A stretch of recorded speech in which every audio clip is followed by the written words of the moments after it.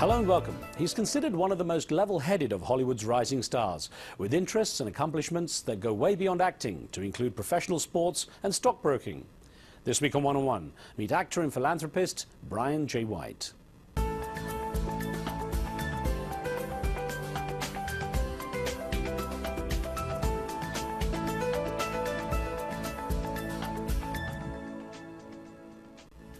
From an early age, there was a twinkle in his eye that said he would not be satisfied with a normal pace of life. Brian J. White was born into a family where athletics was a part of everyday routine, starting with his father, who played basketball professionally. But it was also a close and warm household where education played a major role too. Brian graduated from Dartmouth College in New Hampshire in political science, psychology and theatre arts, where he also played on the lacrosse and football teams. Brian's mother encouraged his interest in the world of finance, which led him to qualify as a stockbroker, although sports was still very much a passion for the young man with a promising athletic career. An injury cut that short, leading him unexpectedly into modelling and then quickly onto dance and theatre. A budding television and movie career was soon launched, and the multifaceted Brian J. White found himself on the fast track to success. Brian, it's a delight to talk with you. Thanks for having me. Now, as we're about to discover, there's much more to you than acting. But let me get from you first, what is it you're most passionate about? What really drives you? Philanthropy, people. You know, I'm from a big family. I'm the eldest of 6. I have 5 beautiful, talented, intelligent younger sisters. And we were raised in a philanthropic household. Giving back was paramount. My dad's an athlete, my stepmother's an athlete, professional. And in the sports world, everybody starts with a charity from day one. So I think what really lights me up, what really turns me on is, you know, I've climbed a few ladders up the ladder of success. I'm turning around and trying to pull younger people especially up with me and give them the knowledge that I have. I'll ask you more about that and your family. It's a very interesting story. But let me also get from you how you find television acting compared with movies, because you do both and you're shifting a lot into movies now. It can be very disparate, but I've been very blessed to work on several top-notch TV shows, currently Men of a Certain Age, and it feels similar, very similar to a film, except it's a shorter shooting schedule. And the biggest difference with TV and film is you play the same character in a TV show for an extended period of time, whereas a film you get to fully explore that character over anywhere from 2 to 6 months and then move on. But on shows like Men of a Certain Age and The Shield, they do that type of film work, so it's been a real blessing. Now, of course, you know, there's the danger when you take on a role of becoming typecast. You worry, because, I mean, you'll fit a certain profile, but you may want to do something totally different. Definitely. I mean, that's what being an artist is, exploring your boundaries, trying new things, challenging yourself. So I like doing light characters, dark characters, comedic characters, dramatic characters, really trying to challenge myself and try to avoid those traps and those pigeonholes. You're also someone I know who's very keen to take on roles that have a socially significant message as well. And I wonder, do you find Hollywood really writes those kind of roles? No, not very often. You have to seek them out. You have to stand on your principles. You have to maintain your own personal integrity to, you know, attract and find those kind of roles. And that's what I set out to do. Don Cheadle was a very good mentor and encouraged me actually to turn down one of the first roles I was offered because it was a little too big for me at the time, a little too flashy, and it wasn't going to put me on the path to where I wanted to be, which was a character lead. The Johnny Depps, the Sean Penns, the Don Cheadles, the Forest Whitakers of the world, the Denzels. You know, that's what I aspire to be like. Well, let's look at the family history. Of course, born in Boston, Massachusetts, and eldest of 5 children, 5 sisters. Yes. How did you survive? Very carefully. Communication. I think the biggest lesson that I learned, or the biggest advantage that I came out of that household with, was being able to use my words to articulate myself. Because obviously, if you can't communicate to another person how you feel, what you want, nothing's going to get done. And I think women, by and large, do that better than men. And I was raised by my mom primarily, and my 5 sisters. So I think I learned to use my words. Now, you say your mother primarily, presumably because your father was a professional basketball player. Yeah, he was on the road playing ball. I'm very close to my father, very close to my mother. We worked together. But, you know, at home, it was a lot of time with Mom, and she was the authoritarian, she was the nurturer, she was all of the above. Now, he was a Boston Celtics player. Yeah, still is. He coaches as well? Yeah, he's a coach there. He does, you know, front office, public relations. We have a restaurant called JoJo's in Maynard, Massachusetts. And he's doing great. The family's all back in Boston now, and we're very close. And in terms of just the influences your father had on you, presumably a lot of your love for sports comes from him as well? Yeah, I mean, I was a natural athlete, born into it, on the road with him as a little kid, signing autographs, taking pictures, just seeing, you know, what Dad's job was all about. But the #1 thing that stood out to me was people were more impressed with him for the kind of man that he was rather than the kind of athlete athlete that he was. Red Auerbach, ML Carr, his cohorts, Larry Bird. I heard those messages from them about, you know, your father's a man of integrity. He dresses well, he carries himself well, he speaks well, he gives back to the community. And so those were the things, rather than him being a cool basketball player, that I started to covet as a young man and wanted to make sure that I had in my own persona. That's a great influence. Yeah. Now, your mother's, I guess you got your financial brains from your mother. She's a financial advisor. She's a financial advisor, yeah. She's been a teacher, a real estate broker, a financial advisor. She's from Kansas, and she's my hero. You know, I've never seen her fail in anything for lack of effort. She believes in herself, and she simply willed things to happen. And I've taken on those traits, and so I'm a combination of mom and dad. How did you relate to her? I mean, of course, you're having 5 sisters. In terms of vying for attention, were you sort of mummy's boy? I still am, I think. I think, you know, being the eldest and also being the one that was at the house the most because my dad was playing, I took a paternal role and would kind of sit back with mom and watch the performing rather than be the performer. Because you can't out-compete 5 younger girls. You just can't do it. And I think I learned that lesson quickly and had to pick and choose my battles, pick and choose my moments to try to shine. And it was a good experience. Now, of course, you were good academically too. You went to Dartmouth College in New Hampshire, and you studied political science, psychology, and theatre arts. Yeah. And that's also the time you started playing lacrosse and American football as well. I was playing before that, but that's where it really kind of took off. That's when I became aware that I could go to the next level in both sports. And it kind of was a time that I had to sit down and think about what I wanted to do, because I always wanted to be a big athlete. I was going to go to one of the larger sports schools, but Red Auerbach, and especially my mom, kicked my butt and said, look, your education comes first. And my dad and Red said, if you're good enough at sports, they're going to find you no matter where you are. So I went to Dartmouth to focus on this first, and I was able to do a lot of other things while I was there. How did you balance the time? Because you've got the demands of academic demands, you've got the sports demands. I think being an athlete really helps that, because you have to be organized and you have to lead a structured life from day one as an athlete. From elementary school through middle school through high school, I had to set aside time to train, to go to practice, to study, to play if I was going to play, etc. My extracurriculars, it was all organized, compartmentalized. And that's just how my life has been. You just add more on the plate and there's more compartments. And that's what I do now. I'm able to go from philanthropy to film to television to writing to, you know, a separate project, because that's how I've always lived my life. How were those college years? How did you find them? Fantastic, liberating. It was a growth experience. And one thing about Dartmouth, there's something to be said for going to school on a campus. You know, we're in the middle of the woods in New Hampshire. I really got to know the 5,000, 5,500 kids I went to school with. I'm in touch with most of my fraternity brothers, the people I did activities with, played sports with. We've helped each other out over the years. When I got an injury in football, the first call was from a Dartmouth alum helping me out with a job. So I would never trade in that experience for anything.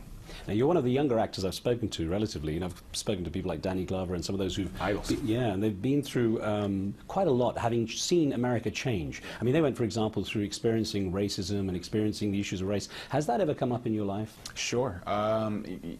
Amazingly enough, I predicted 2 years before, after Deval Patrick, a friend of Barack Obama, had won in Boston. I was shooting the game plan there, laying down in the back of the van. And the Teamsters, there was an Irish driver and an Italian driver, were just praising Deval Patrick. And I was laying down in the back. I was the only African-American minority in the car. I sat up. I was like, am I in the same Boston? This isn't, like, when I was a little kid, this would never have happened. We're in Southie, which was a historically not so open to people of my tone. And I was staying in a hotel there. I was being met with grace and kindness and warmth. And people were talking about the man, not the black man, the man and his politics and what he was bringing to the state, and everybody was embracing that.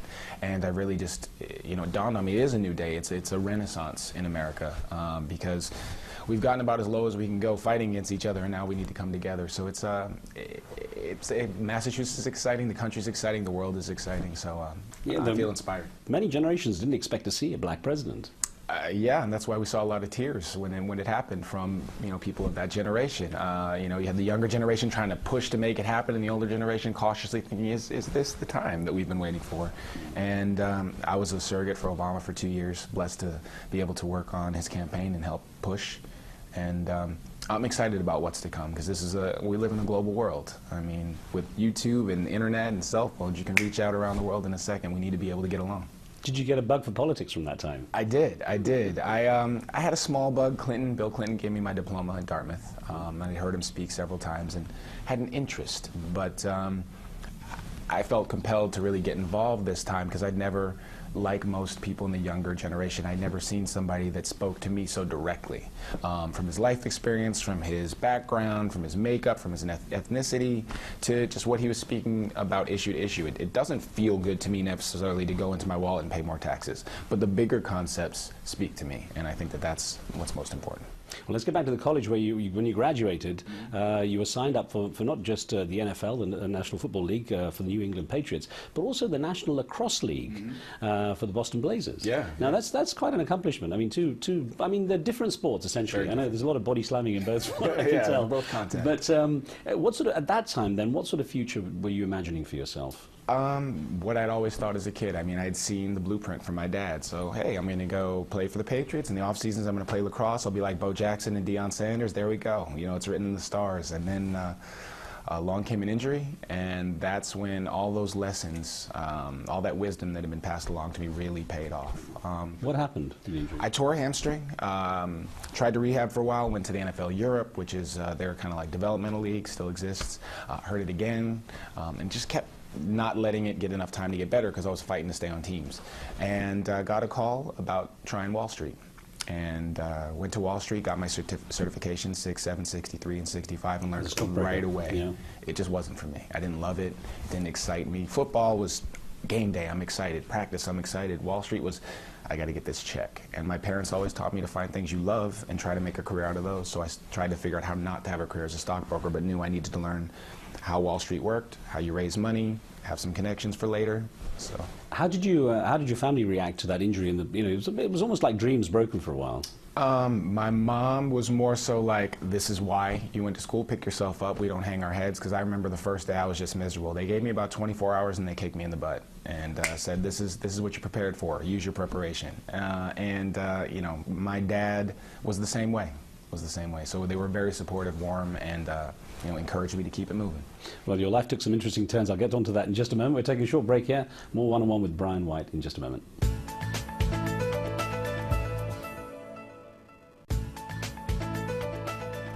Welcome back. You're watching One-on-One. We're speaking with American actor and activist Brian J. White. You went off to a fashion show with a friend, and next thing is you're talking to an agent, and you're into modeling. Yeah. Kind of random. My life has been about being in the right place at the right time and recognizing that opportunity. The world of fashion modeling was nothing I ever thought of doing. I was a football player, so I wore a helmet all the time. My coaches would make fun of, called me babyface, and because I could never grow scruff or stuff like that. And was in the right place at the right time, met a fashion agent. They said, hey, come audition for this fashion show. I did. I got the fashion show. All of a sudden I had an agent and was doing, shooting pictures for magazines. And that was my foray into the world of, I guess, entertainment. I had been dancing. I had been interested in ballet because of football. I had started in college, started a dance company when I got out. So I was around commercials, print shoots, and the like a lot. And it started to call to me slowly. And then once I was in the industry... How did your sisters react? They actually, all 5 of my younger sisters have been models at one point or another in their younger life, but they never really took it seriously. It was always a hobby, so they really razzed me about it. So they, I was the one wearing makeup at that point in the family, and it was a little awkward, but it turned out all right. So what were the first steps into acting from the modeling? I did a commercial. It was for TJ Maxx. I played an aerobics instructor, and that's how I got my SAG card. I had taken my dancers down to a commercial so they could audition, and the casting director said, hey, we like your look, kind of like the modeling. Can you just give it a shot? And I gave it a shot. They cast me. All of a sudden, I had a SAG card. So I had to learn what was SAG for, what was it about. One thing kind of led to another, and I was able to use that SAG card again on a television show called Moesha. Yeah, in 2000. Now, in terms of what you were doing in between also to make a living, were you still doing stockbroking? And I was doing a little bit of everything. I still had some brokerage clients that I was commissioning. I had my dance company, so we were doing shows, bar mitzvahs, weddings, commercials, all of the above. I was modeling. That's when I really started writing, so I started writing the scripts that I would later sell when I moved to Hollywood. And at that time, that's pretty much what I was doing for money. And then you got into quite a few of the sort of top-rated shows, the popular TV shows. The first one was The Shield. Right. In terms of things rolling from there, did you find it just got easier once you got the parts? Is it that kind of growth, or? Yes and no. You have to have something to get something. Like that first television commercial helped me get the next job. That next job helped me get the job after that. But what really helped me the most was class. I really, Don Cheadle pulled me aside and some other people that I look up to and said, look, it's just like sports. You don't put in the work, you're not going to get the results. As an athlete, you went to the training room, you ate off the training table, you watched your diet, you watched your weight, you got out there on the field and worked. You got to get in class, you got to get in comedy class, you got to get in technique class, you got to go take some more dance classes. You have to be a true artist if you want to be, have any kind of longevity. This is Don Cheadle. Yeah, this is Don Cheadle and a host of other, people that I started listening to right away. And that's what I did. So I turned down some of the bigger roles and just went to work trying to learn, what does an actor do? What skills do they need to have? Did Don Cheadle try to teach you his London accent, get you talking like this? No, he didn't go that far with it. He's a family friend, so it was just some beginner's advice to me, and it stuck with me. So he's one of your mentors. Who else mentored you? Michael Chiklis is a huge mentor. On The Shield, that's really where I really learned in practical terms how to act Hollywood style. Michael's from Boston. He really took me under his wing right away and was just open with me. And I remember my first episode had a really heavy scene, and I'm a new kid, and Michael was very gracious and helpful there. And the other person that I really have to give up to is Bernie Mac, and it was for demonstrating how you're supposed to carry yourself at the highest levels of success, because he was the same guy he was 30 years before, had the same staff around him, telling the same stories with them, same relationship. He just didn't change. And a lot of people in Hollywood and entertainment turn it on for the camera. You walk in the room, you see one person, the camera goes on, they're like, hey, that's not Bernie Mac. And comedy doesn't need to be turned on, personality doesn't need to be turned on, grace doesn't need to be turned on. It's just always there, and that's why he's the person he was and is and will be forever. And that's a message that also sticks with me. What's the most challenging thing you've found about the acting world? Everything that isn't acting. I mean, the mechanics. Yeah, we do the acting for free. We get paid for all the other stuff. I think 1% of my job is acting. The rest of it is auditioning, traveling, looking for work. Doesn't sound as glamorous as everyone thinks it is. It's not glamorous at all until the cameras are rolling or it's red carpet day, the premiere night. The rest of it's really, hard work. And any given day, I think 99% of our union's out of work. And, talk about unemployment.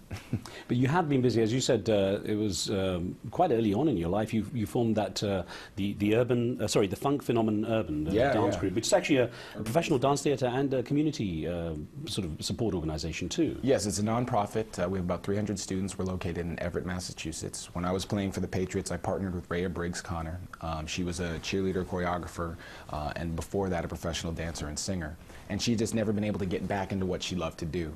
And I wanted to help her. I believed in the concept of edutainment, which was educating through entertaining. And I had lots of programs come to school as a kid, and I remember whatever I was feeling, I would see it on the stage and immediately start talking about it with the other kids, and it would get us speaking about our feelings. And we wanted to replicate that process. And you're seeing a positive response to that? Hugely. My sisters are members. Chelsea and Everett are lower income areas. And so we bring in kids that are sometimes at risk, we give them a safe place to be, and we give them artistic programming that elicits dialogue from them.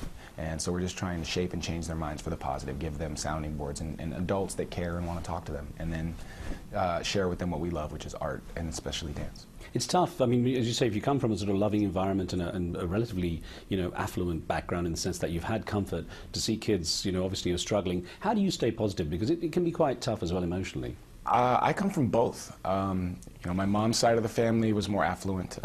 My grandfather owned mortuaries, 13 of them. He owned a golf course. He was one of the first black people to own a speedboat. Golf course, needless to say. And then on my dad's side, they're church folks. Love God, not a lot of money, from St. Louis. And so I've seen, the poorest poor and what would be called erudite, and basically taken from both sides, and I'm somewhere in between.